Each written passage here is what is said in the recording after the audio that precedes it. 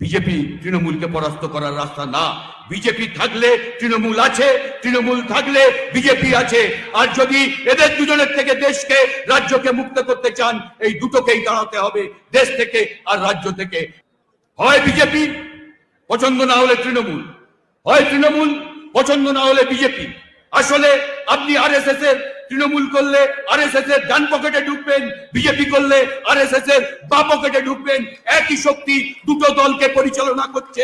যদি সত্যিকারের এই রাজ্যকে তৃণমূলের হাত থেকে মুক্ত করতে হয়, তাহলে একই সঙ্গে তৃণমূল এবং বিজেপিকে পরাস্ত করতে হবে। কমরেড সভাপতি, মঞ্চ উপবিষ্ট নেতৃবৃন্দ এবং কমরেডস ও সাধারণ মানুষ যারা আমাদের এই সভা শুনছেন, সবাইকে আমি পার্টির পক্ষ থেকে নমস্কার জানাচ্ছি, অভিনন্দন জানাচ্ছি। কুমারী মাটির ঘুম ভাঙছে এবং সেই জন্যই আজকে এখানে হাজার হাজার মানুষ আপনারা সমবেত হয়েছেন। মানুষের ভয় ভাঙছে, মানুষের ক্রোধ পুঞ্জীভূত হচ্ছে এবং অপেক্ষা বিস্ফোরণের। আগামী দিনে এই ক্রোধ বিস্ফোরিত হয়ে আমাদের শত্রু যারা মানুষের সব অধিকার কেড়ে নিয়েছে, এই রাজ্যকে কার্যত সর্বনাশের কিনারে দাঁড় করিয়ে দিয়েছে, এ রাজ্যকে লুটেরাদের স্বর্গরাজ্যে পরিণত করেছে, তাদের সর্বনাশ আগামী দিনে আসন্ন। এই সমাবেশ আপনাদের উপস্থিতি তার ইঙ্গিত। পশ্চিমবঙ্গের নামে সারা ভারতবর্ষের মানুষ তারা মাথা নোয়াতো, সেলাম করত। আর আজ আমাদের এই প্রিয় রাজ্যকে সারা দেশের কাছে হেয় প্রতিপন্ন করে ছেড়েছে আমাদের সরকার। মমতা ব্যানার্জি তিনি নাকি কিছু জানতেন না, তিনি নাকি সৎ। তার দলের মহাসচিব তিনি চোর, তার দলের যুব সম্পাদক তিনি চোর, তার দলের যুবর আর একজন সম্পাদক বিনয় মিশ্র দেশত্যাগী, দুর্নীতির ভয়ে।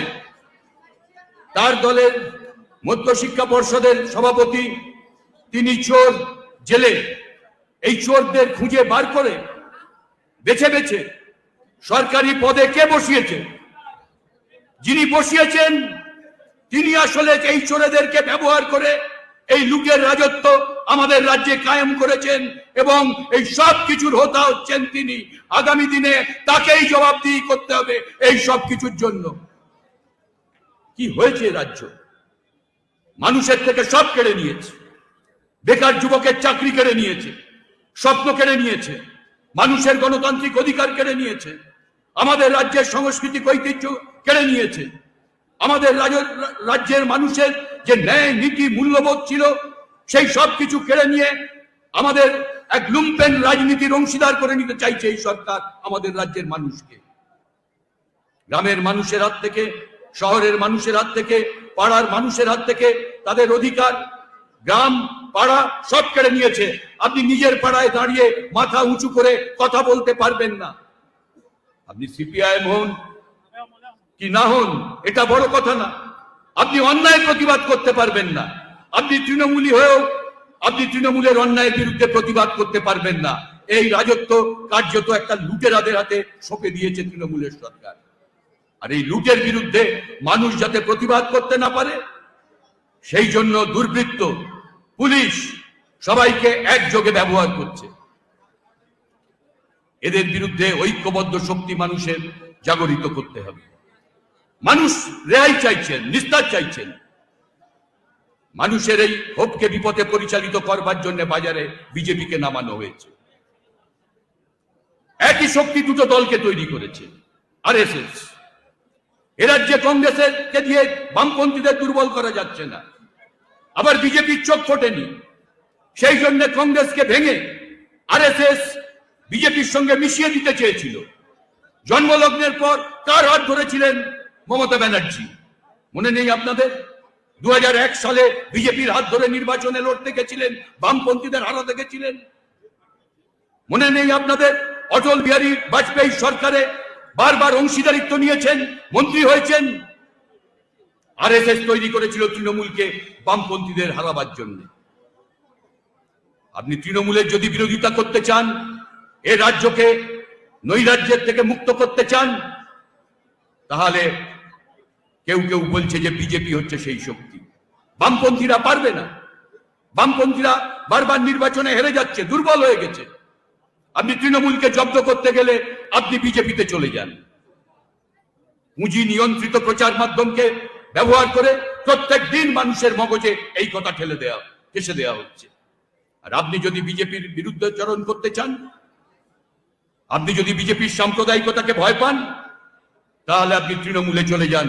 সিপিআইএম পারবে না। হয় বিজেপি, পছন্দ না হলে তৃণমূল, হয় তৃণমূল, পছন্দ না হলে বিজেপি।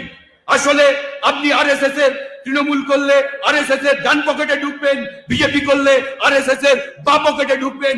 একই শক্তি দুটো দলকে পরিচালনা করছে। যদি সত্যিকারের এ রাজ্যকে তৃণমূলের হাত থেকে মুক্ত করতে হয়, তাহলে একই সঙ্গে তৃণমূল এবং বিজেপিকে পরাস্ত করতে হবে।